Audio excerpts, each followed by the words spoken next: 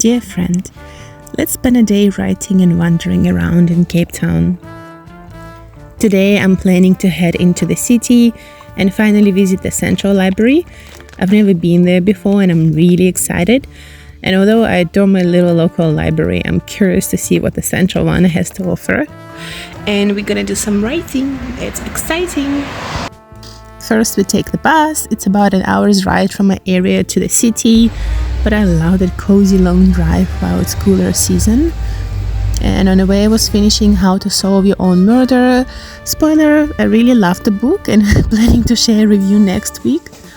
It's been such a joy to read. I have to admit I'm a guilty pleasure addict when it comes to whodunits, my secret indulgence alongside coffee and any lemon-infused pastry. The thing about Cape Town, and maybe it's true for many big cities, it's a city of contrast. Right next to the beautiful buildings, there's shacks, dirt, and visible poverty. And while you're kind of used to it in your area, it's sad to see a downtown like this. Luckily, the bus stop is right next to the Central Library, which happens to be near one of the university campuses. I've never been here before, partly because I only really started exploring the city this year, and for a long time I felt too anxious to go alone. Cape Town has such a high level of crime and everyone warns you keep your phones close, carry no cash, always be careful, and I promise I did all three, plus an extra layer. And there are many people on the streets looking for opportunities. But after spending here 6 years and still not feeling like home, I finally decided that some things are worth the risk. I need to get to know this country.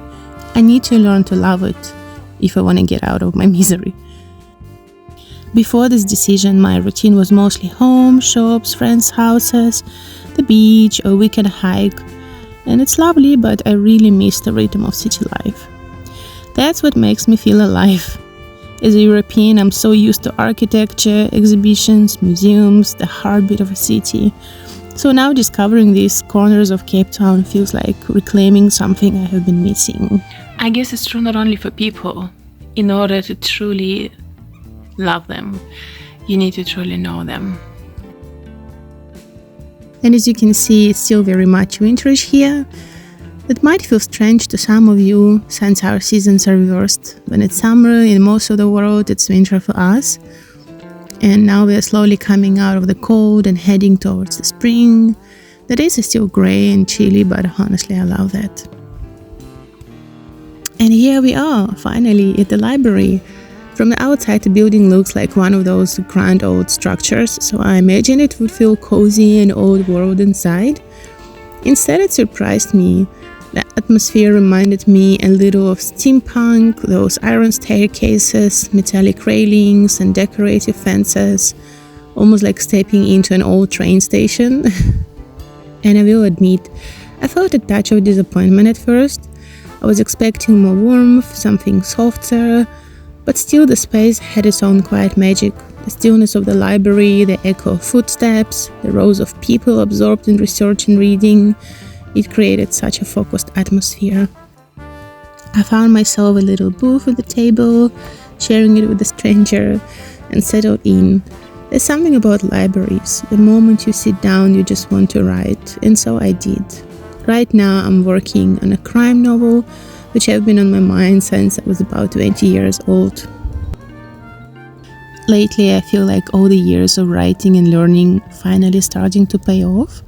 The threads are coming together into a real storyline. Today I was firstly focusing on the opening chapter. I felt like I need to move around some scenes. And as a writer, I'm someone who tends to get lost in the details, like what watch my character is wearing. I just can't move on until I figure that out. Or like a name, coming up with a name or surname. I know it's silly, I know I could leave it for later, and yet I just can't write a story until I know the answers on these questions. And same went to the first chapter. Since I started to feel like I need to completely redo it, I just couldn't hop over, which would be probably wiser, and yet After the library, I wandered a little through the city, heading towards the company's garden, a place I really love. On the way, I suddenly noticed a familiar name, Seattle Coffee Company. And this particular branch, where I have never been before, it had just a perfect, quiet, cozy, and such an intimate little hidden downstairs section. Like, I was the only person there. It felt like one of those places where if the world ended outside, you would never know. You would just be tucked away in your own little bubble. After getting some clarity, I worked on my heroine's character chart. And I guess you can call it procrastination because I know any possible detail about my character by now. And then I realized that I forgot my tablet charger at home. Classic. From there I headed to the gallery. The South African National Gallery had several exhibitions on, and even though I wanted to include it here, I think it deserves a separate video. It was really emotional. And after that, it was finally time to head home. This is the road I usually take back to the bus. I always try to be on my way before 3 o'clock, otherwise the commute gets crowded with people rushing home from work. And to be honest, I miss my family. The walk passes through a little park and then into a touristy stretch full of small shops selling African art, clothes and souvenirs. There are also stalls with second-hand clothes and kiosks with food for people hurrying by. It reminded me of so many other busy city bus stops. No matter where you are, some things are always the same. When I got home, I found some friends here. Apparently, my husband had an inspiration to write a song and needed someone to play along. It was such a fun surprise. The evening was spent in conversations, dinner prep, and some crafty time. Tomorrow we are heading to the birthday party of my goddaughter. So that was the day. Towards the night, I spent some time knitting. By the way, this is how it looked the next morning. Super cute. It was part of my gift for that little girl. And I read some books, of course. Thank you for spending it with me. Until the next letter, yours, S.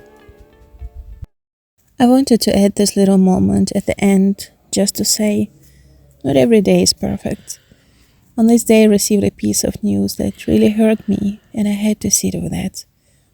I thought whether I should keep it private, but the truth is, life is never only cozy or only beautiful. It has shadows too.